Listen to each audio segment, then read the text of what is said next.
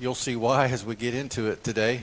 But God has something He wants to share with us, I think, through the verses we're going to read. So in Jeremiah 29, the title of the lesson is Thoughts of Peace. There's a iconic, familiar verse in this chapter that you'll recognize when we get to it. And so we'll begin in verse number 1. Jeremiah 29, verse 1. Now these are the words of the letter that Jeremiah the prophet sent from Jerusalem unto the residue of the elders which were carried away captive, and to the priest, and to the prophets, and to all the people whom Nebuchadnezzar had carried away captive from Jerusalem to Babylon. So notice that this is a letter that Jeremiah is writing to the captives who are now in Babylon. So this would include Daniel and Shadrach, Meshach, and Abednego, and that group of that first wave. And after that, Jeconiah the king and the queen, and the eunuchs, the princes of Judah and Jerusalem, and the carpenters and the smiths were departed from Jerusalem by the hand of Elasa, the son of Shaphan, and Gemariah, the son of Hilkiah, whom Zedekiah king of Judah sent unto Babylon to Nebuchadnezzar king of Babylon, saying, Thus saith the Lord of hosts, the God of Israel, unto all that are carried away captives, whom I have carried to be carried away from Jerusalem unto Babylon. So that's the introduction. And here's the message. Build ye houses, dwell in them, plant gardens, and eat the fruit of them. Take ye wives, and beget sons and daughters, and take wives for your sons, and give your daughters to husbands, that they may bear sons and daughters, that ye may be increased there and not diminished. Then seek the peace of the city whither I have caused you to be carried away captives, and pray unto the Lord for it. For in the peace thereof ye shall have peace. For thus saith the Lord of hosts, the God of Israel, Let not your prophets and your diviners that be in the midst of you deceive you, neither hearken to your dreams which ye have caused to be dreamed. So notice the warning here. Don't listen to the prophets that are there with you in Babylon. The Israeli prophets or Jewish prophets, they were giving them false information. For they prophesy falsely unto you in my name. I have not sent them, saith the Lord. For thus saith the Lord, that after 70 years be accomplished at Babylon, I will visit you, and perform my good word toward you, in causing you to return to this place. For I know the thoughts that I think toward you, saith the Lord, thoughts of peace and not of evil, to give you an expected end. That's the verse that we're familiar with. Then shall ye call upon me, and ye shall go and pray unto me, and I will hearken unto you, and ye shall seek me and find me, when ye shall search for me with all your heart. And I will be found of you, saith the Lord. And I will turn away your captivity, and will gather you from all the nations, from all the places whither I have driven you, saith the Lord, and I will bring you again into the place whence I caused you to be carried away captive. All right, so we talked about earlier, this passage is part of a letter that Jeremiah wrote and sent to the Babylonian captives. Jeremiah didn't go to Babylon. He stayed back. God kept him from having to go there.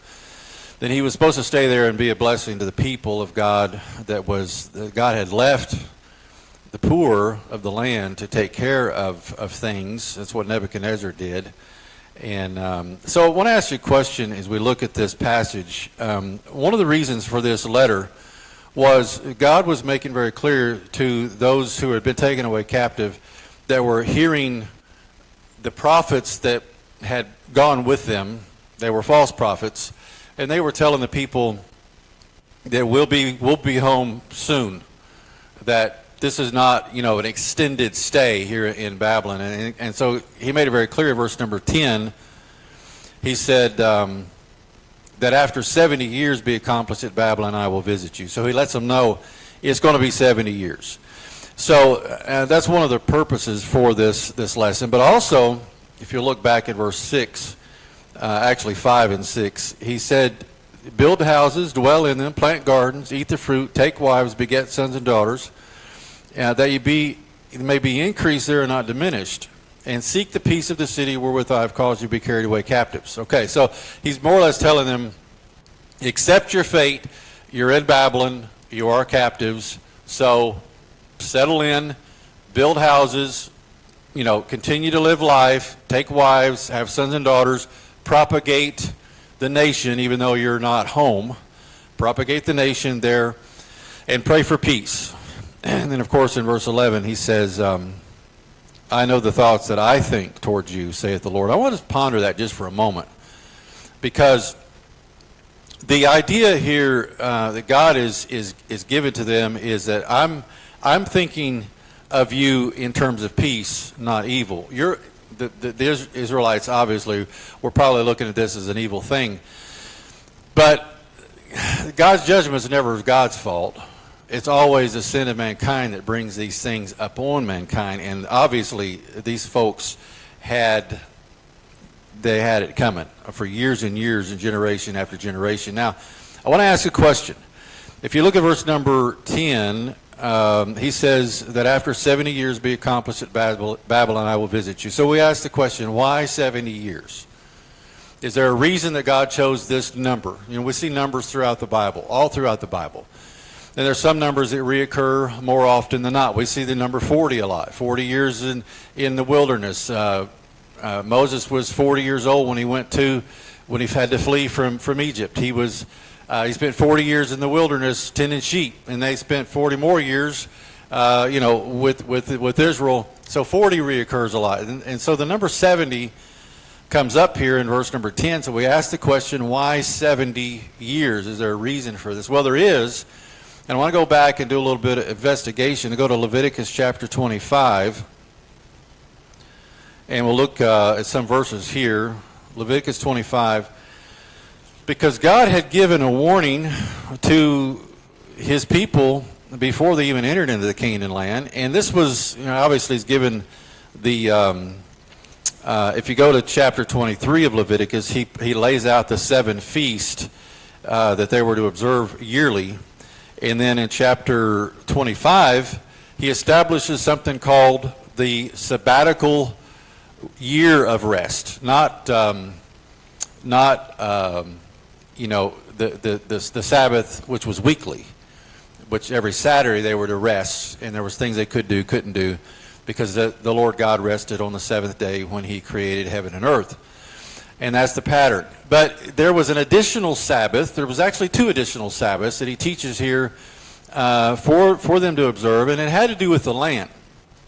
So we want to look at that, and we want to try to discern why God thought this was important to observe. So look at Leviticus 25, verse number 1. The Lord spake unto Moses in the Mount Sinai, saying, Speak unto the children of Israel, and say unto them, When ye come into the land which I give you, then shall the land keep a Sabbath unto the Lord. Now notice that. The land shall keep a Sabbath unto the Lord. So we're going to see this word pop up in this passage, talking about the land. So verse number 1 or 2, then shall the land keep a Sabbath. 6 years thou shalt sow thy field, and 6 years shalt thou prune thy vineyard, and gather in the fruit thereof. But in the 7th year shall be a Sabbath of rest unto the land, a Sabbath for the Lord. Thou shalt neither sow thy field, nor prune thy vineyard. That which groweth of his own accord of thy harvest thou shalt not reap, neither gather the grapes of thy vine undressed, for it is a year of rest unto the land. There it is again. And the Sabbath of the land shall be meat for you, for thee, and for thy servant, and for thy maid, and for thy hired servant, and for thy stranger that sojourneth with thee, and for thy cattle, and for the beasts that are in thy land. Shall all the increase thereof be for meat. In other words, it was free game. There was no ownership on anything that grew of its own accord in this year.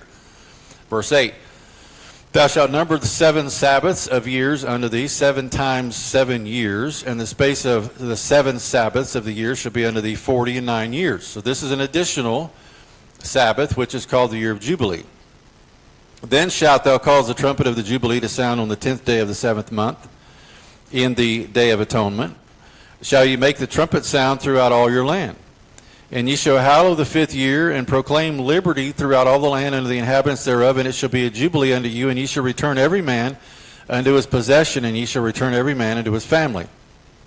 A jubilee shall thou that 50th year be unto you, and ye shall not sow, neither reap that which groweth of itself in it, nor gather the grapes in it of thy vine undressed.